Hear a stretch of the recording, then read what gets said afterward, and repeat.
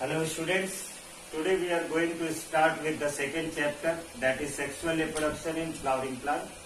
ये chapter CBSE और NEET दोनों एग्जामिनेशन पॉइंट ऑफ व्यू से एक इम्पोर्टेंट चैप्टर है। अगर आप प्रीवियस ईयर क्वेश्चंस के एनालिसिस करें, प्रीवियस ईयर के क्वेश्चन पेपर का एनालिसिस करें, तो आपको देखने को मिलेगा नीट में एटलीस्ट 2 से 3 क्वेश्चन इस चैप्टर से पूछे ही जाते हैं।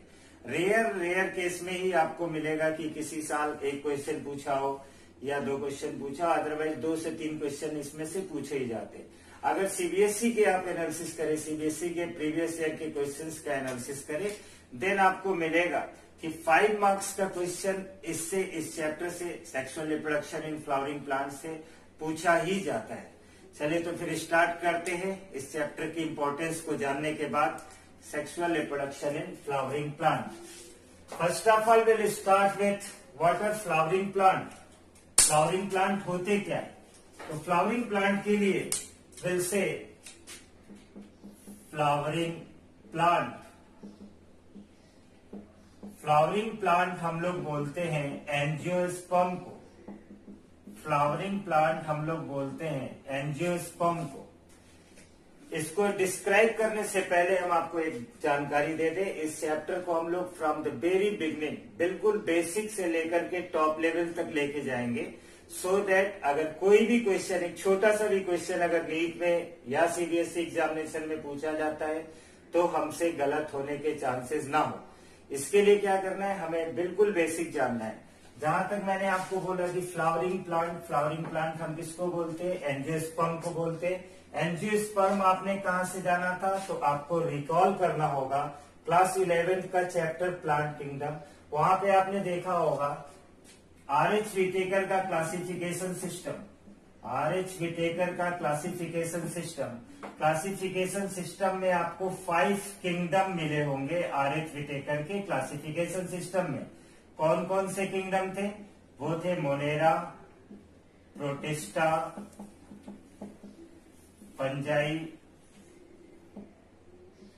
Plantae and Animalia. ये आरएच विटेकर क्लासिफिकेशन सिस्टम में 5 किंगडम्स दिए गए थे। उन 5 किंगडम्स में से हमको फोकस किस पे करना? This Plantae. प्लांटी में अगेन आपको डिवीजन मिला था। प्लांटी में डिवीजन क्या क्या मिले थे? मिला था आपको algae, bryophyte, pteridophyte, gymnosperm and then angiosperm. This angiosperm known as flowering plant. और इसी फ्लावरिंग प्लांट के बारे में हम इस चैप्टर में पढ़ेंगे।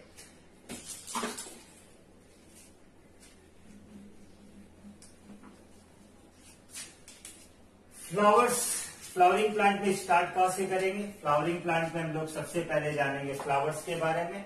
फ्लावर्स का अगर आपसे क्वेश्चन पूछा जाता है कि फ्लावर का for the first time formation कहां पे हुआ, तो for the first time flower का formation occurs in angiosperm. For the first time, formation of flower occurs in angiosperm. Now the question arises, what are flowers? Flowers are modified shoot. Flowers क्या है? modified shoot है। अगर आप बोलेंगे कि shoot का modification होता है तो इन क्या formation होता है? flower का formation होता है।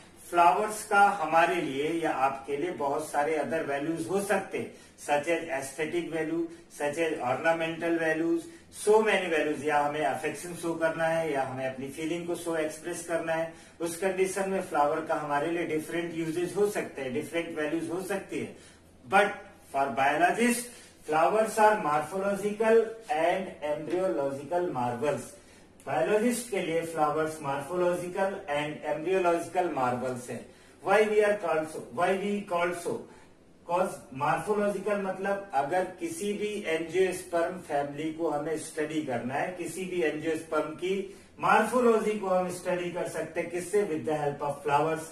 या हम बोलेंगे किसी का भी अगर हमें एम्ब्रियोलॉजी की स्टडी करनी है। अब एम्ब्रियोलॉजी की स्टडी करने का मतलब क्या हुआ? फर्स्ट टाइम बोला गया एंजियोस्पर्म में जो फ्लावर्स क्या है? फ्लावर सेक्सुअल रिप्रोडक्शन के लिए साइट है। फ्लावर्स क्या है? Flowers are site for sexual reproduction.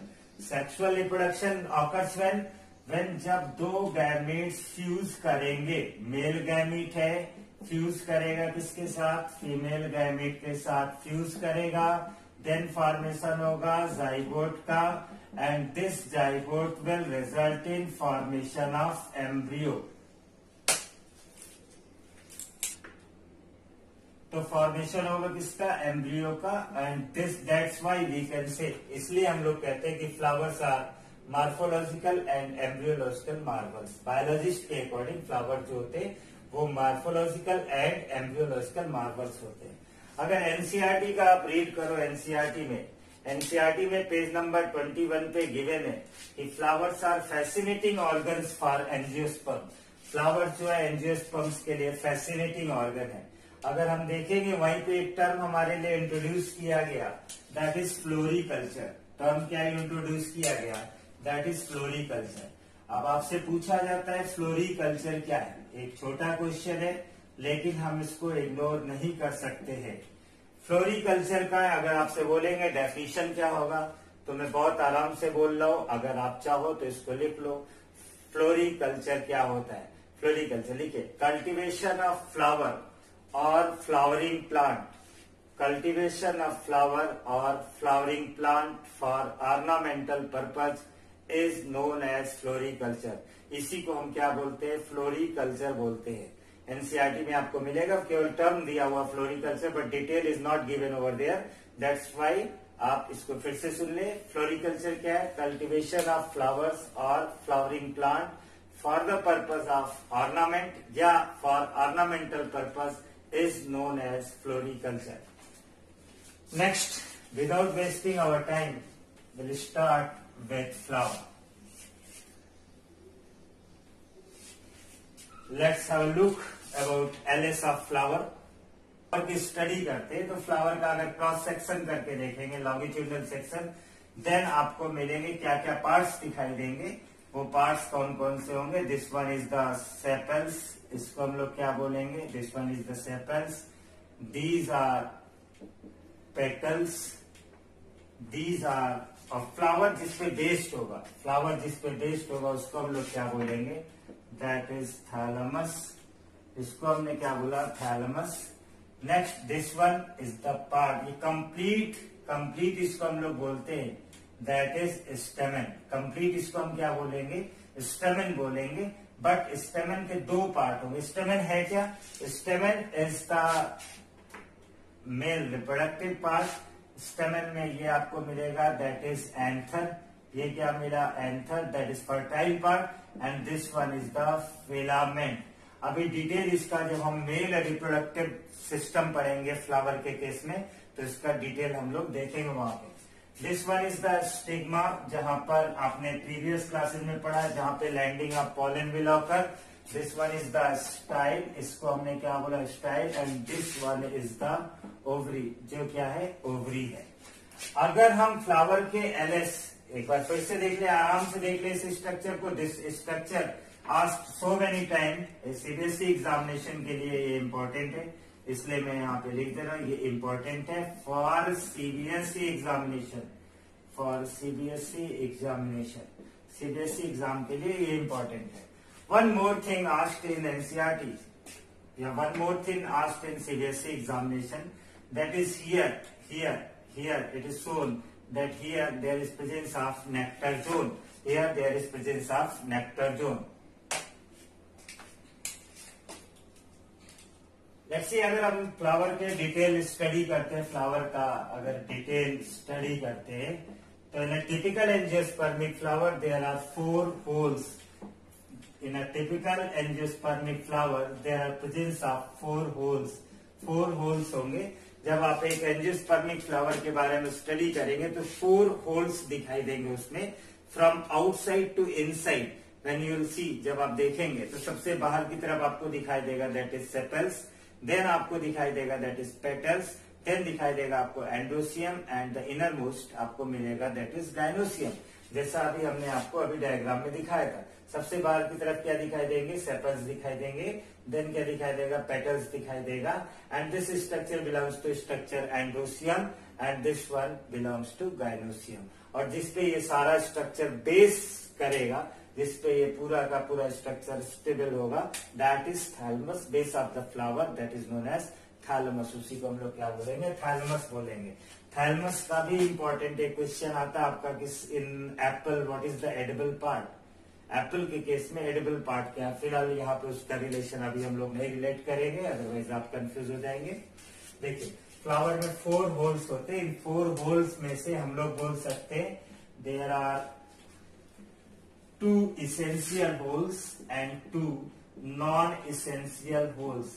2 whorls कैसे होते या 2 लेयर्स कैसे होते, 2 whorls these are essential and 2 non-essential या non-essential holes। First of all we'll discuss about non-essential holes। non-essential holes में आपको क्या क्या दिखेगा, that is calyx। non-essential hole में दिखेगा calyx and next one is corolla। next one is corolla। calyx and corolla। Calyx की unit क्या होगी, कैलिक्स की यूनिट है सेपल्स। कैलिक्स की यूनिट क्या होती है, सेपल्स होती है। एंड कोरोला किस यूनिट जो होगी उसको हम लोग बोलते हैं that is petals. And sepals and petals का फंक्शन क्या है, हम इसको पढ़ फिर क्यों रहे या फ्लावर में ये मौजूद क्यों है। अगर ये नॉन इसेंशियल होल है तो फ्लावर में ये मौजूद क्यों है। फ्लावर में सेपल्स के बारे में बोला जाता है, बहुत इंपॉर्टेंट बात है, इसको बहुत ध्यान से सुन लीजिए। ये जनरली हम इसको बस यहीं पर बता करके स्किप कर जाते हैं कि sepals and petals are non essential whorls. Why these are non essential whorl, अगर ये क्वेश्चन आपसे पूछा जाता है देन ये आपके लिए प्रॉब्लमेटिक हो जाता है बहुत छोटी सी बात बट आपको स्किप कर जाती है। देखेंगे कैलिक्स सेपल्स, सेपल्स के बारे में बोलेंगे these are involve in photosynthesis when they are green. जब ये ग्रीन होते हैं तो ये किस में इन्वॉल्व होते हैं, ये फोटोसिंथेसिस में इन्वॉल्व होते हैं। जब ये ग्रीन होते हैं तो ये फोटोसिंथेसिस में इन्वॉल्व होते हैं। Corolla these are a bright colour, यहाँ पे भी मैंने कोशिश किया रेड कलर थोड़ा सा ब्राइट कलर हो और आपको भी अट्रैक्ट कर ले, इसलिए ये मैंने बोला ये पेटल्स, ये पेटल्स ब्राइट कलर के होते हैं। And these are involve in attracting insect, these are involve in attracting insects for pollination. किसके लिए, इंसेक्ट को पॉलिनेशन के लिए ये अट्रैक्ट करते हैं। Next come to the essential whorls. Essential whorls में 2 आएंगे, एक आएगा आपका androecium, androecium and next it will be gynoecium, next will be गाइलोसियम।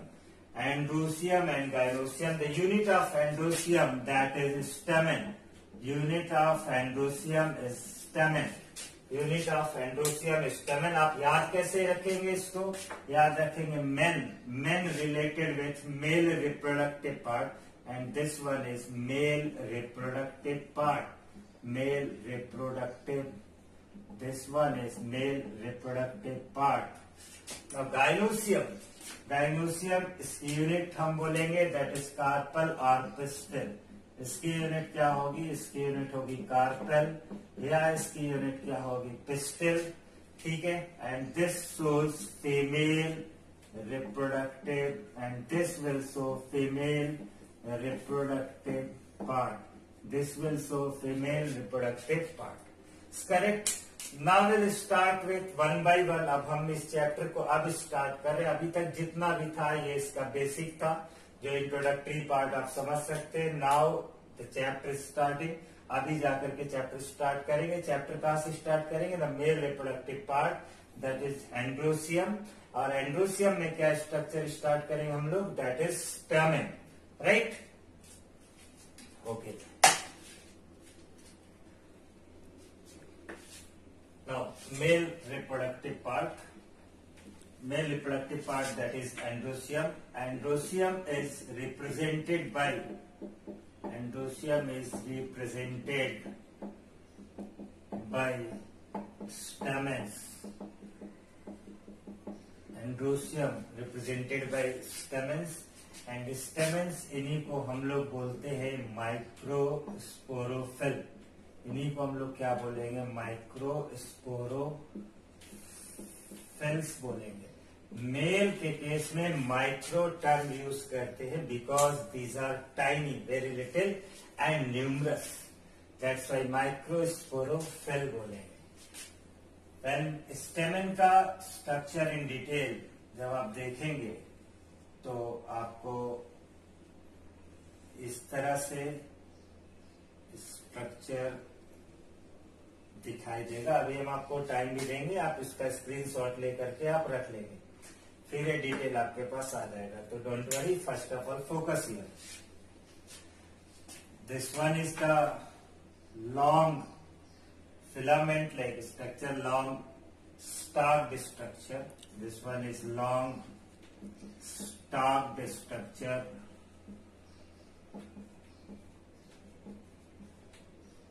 And this long stalked structure is known as filament. This long stalked structure is known as filament. इस structure को हम लोग क्या बोलते हैं? फिलामेंट बोलते हैं। फिलामेंट को हम लोग बोलेंगे ये नॉन फर्टाइल पार्ट है, या हम लोग बोल सकते हैं इसको this one is the sterile part, this one is the non fertile part, non fertile part, non fertile part, या आप इसको बोल सकते this one is sterile part.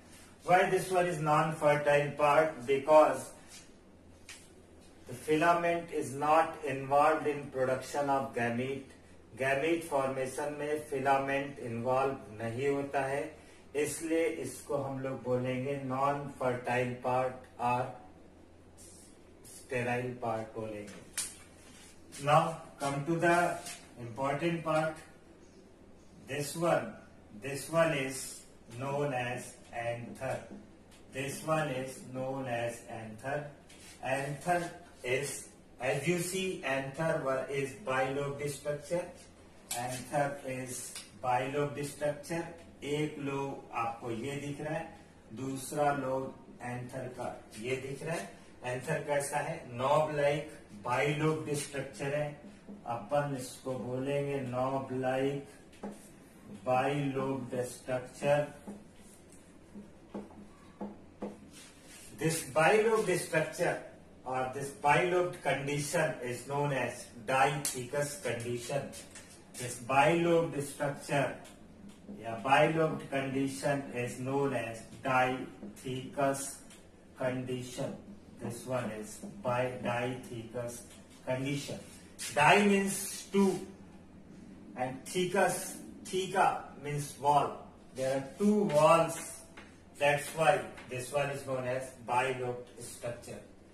आपको याद रखना होगा स्ट्रक्चर इसका स्टेमन का स्ट्रक्चर, और आपको एक लाइन याद रखनी होगी, that is number and length of stamens are variable in different families of angiosperm. लिख ले इस बात को, नंबर्स एंड लिख ले structure, number and length of stamen are variable in different families of angiosperm. One more thing, there are two ends. If you see, there are two ends in the structure of stamen. This one is the proximal end and this one is the distal end. आपको याद कैसे रखना है? proximal P, proximal पास वाला, distal D दूर वाला। तो आपको याद कैसे करना है? This one is the proximal end and this one is the distal end. One more thing, the proximal end of stamen is attached with which structure of flower? Flower के किस structure से proximal end stamen का attach होता है? Then you can say that is proximal end of stamen is attached with the thalamus of the flower. आप इस structure, इसीलिए मैं आप इसको हटा नहीं रहा, ये आप अगर इसको देख रहे स्ट्रक्चर, ये देख रहे तो इसमें ये देख रहे आप किससे अटैच है? That is the thalamus. This proximal end is attach with the thalamus. Now as I told, anther is bilobed structure or diathecous structure. In each lobe of anther there is presence of two sporangia. In each lobe of anther there is presence of 2 sporangia. That's why here it is dithecous. Then number of total sporangia, that will be 4. Why? In each lobe there is presence of 2 sporangia. That's why in dithecous condition there will be 4 sporangia, and that condition is known as tetrasporangiate. Tetrasporangiate condition, and that condition is known as tetrasporangiate condition. Dithecous and tetrasporangiate condition is one of the most common character of most of the angiospermic families. ज्यादातर angiospermic families में आपको anther किस तरह मिलेगा? तो dithecous मिलेगा और tetrasporangiate मिलेगा. विल सी एक इंपॉर्टेंट क्वेश्चन इसमें से आपको आएगा नीट के एग्जामिनेशन में. नीट के लिए ये वाला जो टॉपिक अभी आपको बता रहा हूँ, ये नीट के लिए इंपॉर्टेंट हो जाता है. जैसे कि normally first condition, second condition and third condition, ये 3 कंडीशन में आपको बताऊंगा. तीनों कंडीशन में क्या क्या होगा. नॉर्मली बोला था कि जो एंथर होता है, anther that is bilobe. Anther कैसा होता है? बाइलोब होता है. और हर एक लोब में मैंने बोला था 2 स्पोरेंजिया इज देयर. हर एक लोब में मैंने क्या बोला था? 2 स्पोरेंजिया बोला था. दैट्स वाई हम लोग क्या बोलते थे इसको? डाइथीकस एंड टेट्रास्पोरेंजिएट कंडीशन हम बोलते थे. क्या बोलते थे? Dithecous and tetrasporangiate. In that condition, किस कंडीशन में? जब लोब्स का नंबर कितना होगा? 2. देन हम लोग क्या बोलेंगे? डाइथीकस. क्या बोलते हैं? Dithecous condition and number of sporangia will be 4.